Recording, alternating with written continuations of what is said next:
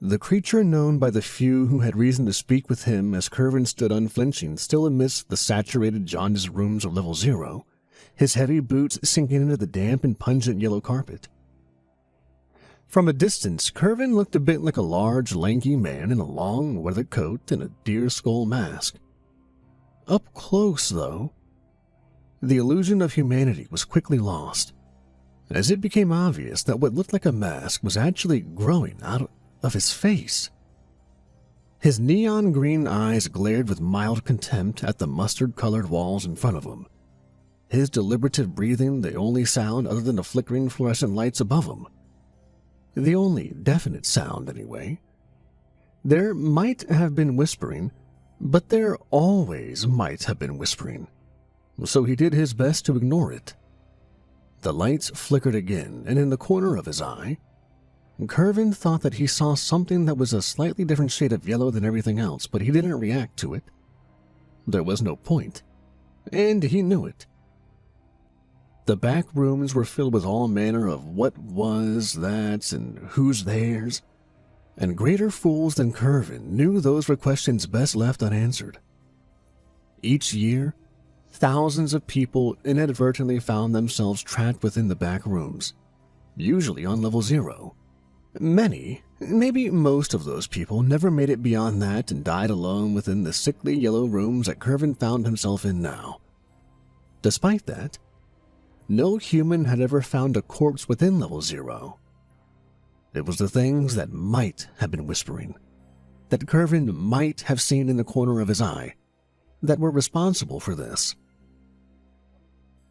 Curvin tilted his head slightly to the right, the first whiff of a dead body having reached his nose. His olfactory senses were so powerful he effectively had binocular smelling, able to judge the distance and direction to something simply by the difference in strength between one nostril and the other. Once he had the scent, he burst into action, sprinting through door after door towards the body. If he wanted to claim it first, he wouldn't have much time. Following a scent through level 0 wasn't as straightforward as it would have been in the front rooms, since the entire infinitude of rooms was non-Euclidean, and 2 rooms never led to another one twice. But Curvin had been at this for a long time. Navigating the back rooms may not have been easy, but it could be done. It took hours, but he did eventually find the room where the body was. It was a tiny skeletal thing lying in a fetal position in the corner, its face buried in its arms. It took months to die of just thirst in the back rooms, entropy being a very weird thing there. That was nearly always a curse rather than a blessing, delaying death and extending suffering beyond anything that was naturally possible.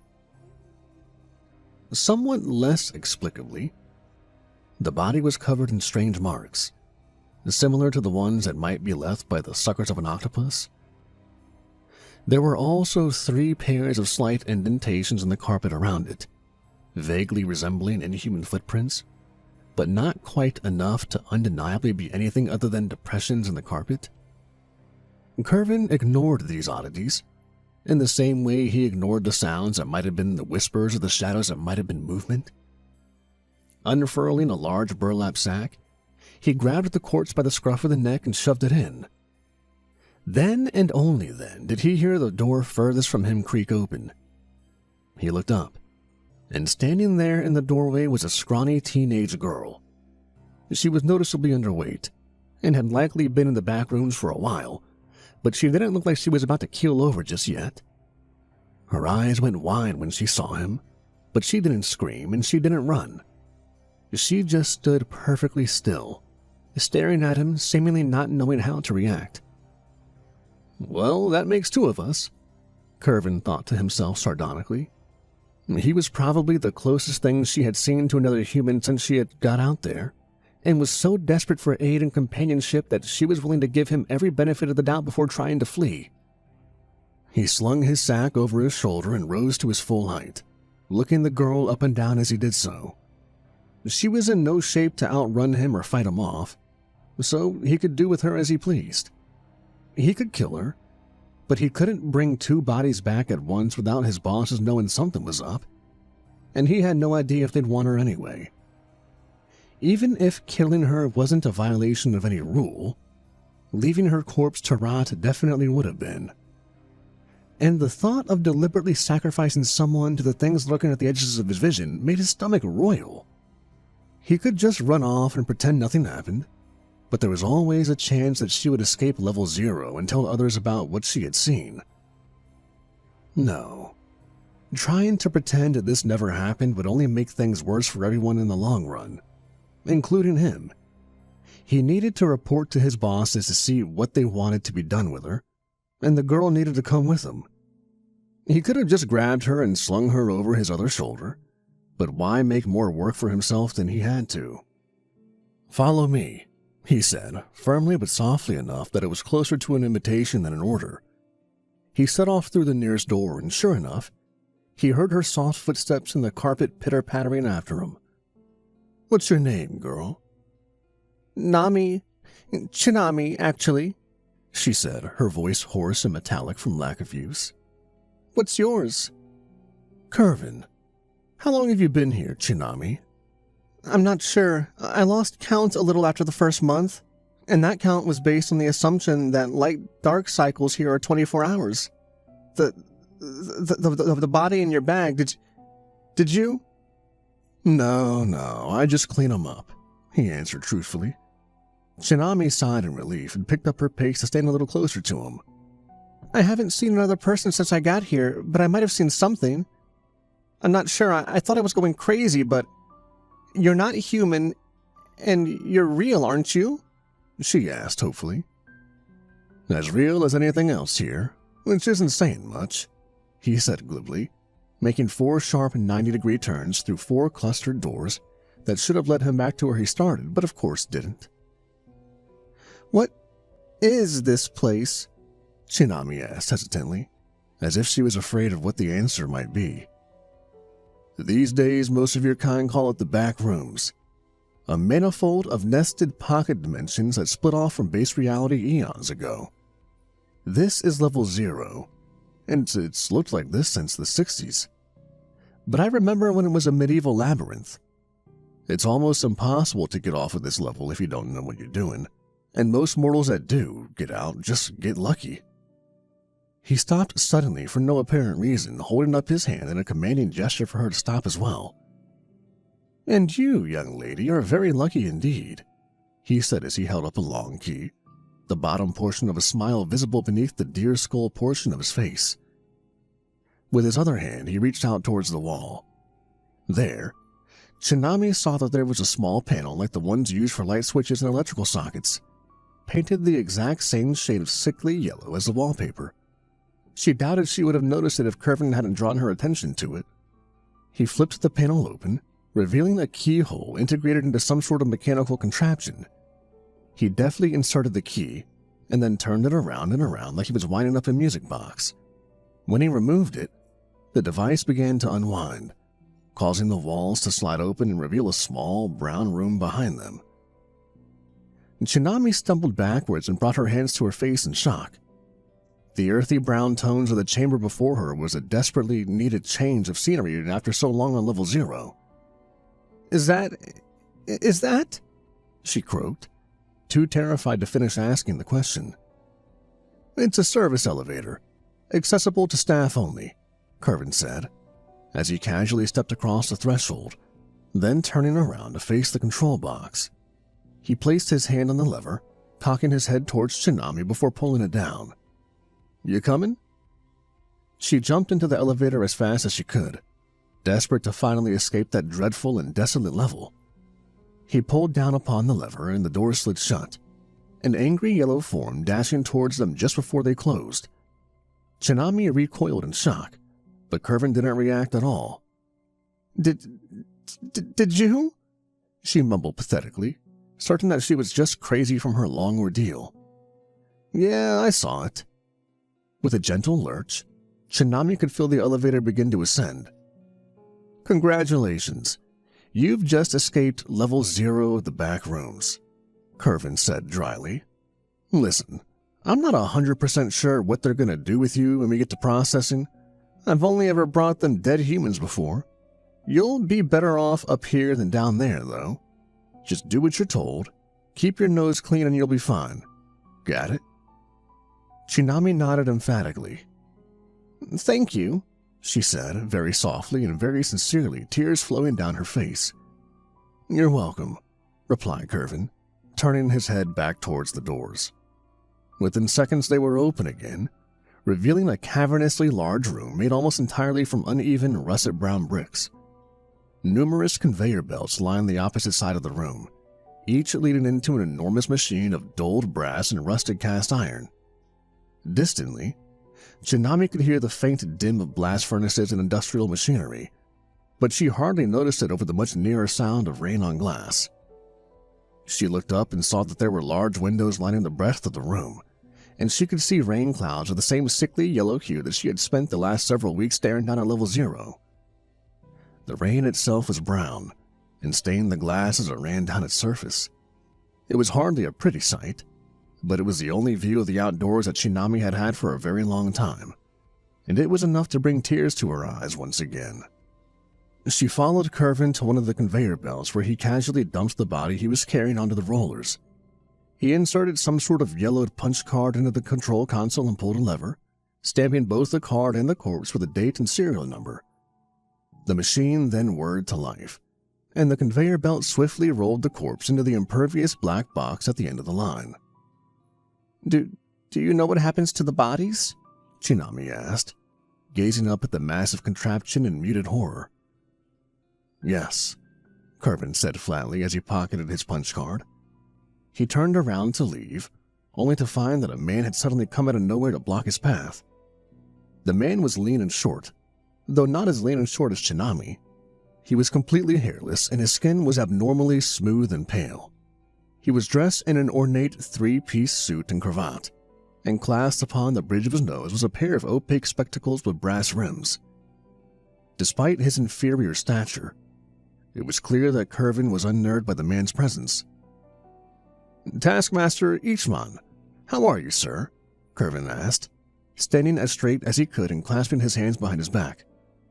"I was just depositing my latest—" "Who's the Fraulein there, Curvin?"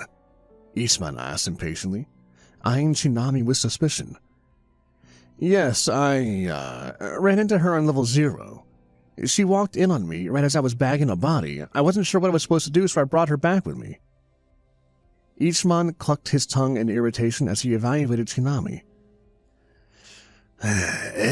Robert doesn't want anyone to know about his operation on level 0. She and I will need to come to an agreement before we can decide what's to be done with her." "She's in no condition to enter any kind of contract right now.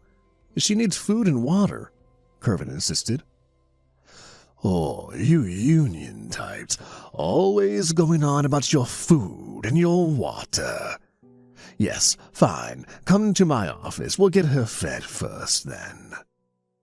The two of them followed him up a flight of stairs to his office on the administrative floor, where they were left alone and waited on by a 4-foot-tall, bad-eared, vitiligo-afflicted servant in full livery. Curvin had expected for Chinami to be fed only a penny's worth of gruel like the foundry workers, but to his surprise, they were each presented with a bowl of creamy vegetable soup with crackers, bread and butter, cheese, quinoa salami, chocolate truffles, and sparkling strawberry water. Chinami was understandably overjoyed at the feast provided to her and devoured it ravenously. "It's not like Eachman to put out a spread like this for a bagman and a beggar," Curvin said to her when she had nearly finished. "It seems that he wants you in an amicable mood. I don't know what he's up to, but be very careful with any deal he tries to make when he comes back." Chinami swallowed and nodded understandably, then gazed out the brown streaked window to the yellow clouds outside. "Can I ever go back home?" she asked timidly. As she expected, Curvin shook his head. "No. But you don't have to go back to level 0, he assured her, trying to soften the blow. "There's plenty of other levels, some of which aren't half bad." "Why do you go back then? Why work as a bagman?" Curvin wrung his hands as he considered his response. "You said that when you were down here, you thought you saw something but you weren't sure, and that you thought you might be going crazy. Those things are called the Kings in Yellow, and they're what tried to attack us before the elevator closed. They're not real, in the sense that they can't exist in baseline reality, and even here, they can't interact directly with people. You'll catch glimpses of them in your periphery when you're not paying attention, but never enough to be sure you saw anything at all, or hear them when you're not sure what the sound was or where it came from. The Meg's file on level 0 says it has a minimal entity count, but they're wrong. The Kings in Yellow are everywhere down here, stalking every single person unfortunate enough to fall into their web. Every time you went to sleep down there, they were standing over you, watching you, waiting for you to die. They're the ones who created level 0, I think. The rest of the Backrooms were just an unintentional byproduct that grew from that, inhabited and shaped by all manner of strange beings that crept in over the millennia. But level 0 is the King's hunting grounds. They made a labyrinth where they could trap people, isolate people, starve and stalk them until they went mad and, after an impossibly long ordeal, finally die. They can only interact with you directly once you're dead. And that's the point of all of this. I don't know why they need or want human corpses, just that they do. And that they're the reason it's so rare to find dead bodies on level 0. And that's why I gathered those bodies. I'm not going to sit here and pretend that what Rob Ritter does with them is respectful, but it's better than letting the Kings have them. I hate those bastards, and everybody that I get to first is a win. I don't know if it will actually make any difference in the long run, but the thought that I might actually be a thorn in their side is enough for me. Shinami grew sullen as she processed everything he had said. She thought back to the countless days of lonely wandering, knowing now that she wasn't crazy, and that something had been hunting her all that time. She had a name for them now, and that name conjured up images of tall beings in yellow cloaks and golden crowns, standing behind her and reaching out with a necrotic hand, desperate to touch her but never quite able to. It disgusted her, terrified her, and most importantly, enraged her. The office door swung open and Ichman returned. "I've spoken with Herr Robritter, and as this is the first time one of our bagmen has ever been found by a wanderer, we're not willing to credit this to just mere luck yet," he said, leaning back in his chair and pensively folding his fingers together. "The good news is that this means we're not going to kill or even harm you. But the bad news is we're not willing to just send you on your merry way. Now, the amount of oversight on our part depends entirely on how cooperative you're willing to be. I can't offer you a position on the factory floor, since the necessary augmentations might affect whatever led you to Air Curvin. But there are perhaps less intensive jobs that you might find more agreeable than a prison cell. Field work, perhaps. You can get out, meet people, see the rest of the Backrooms. How does that sound?"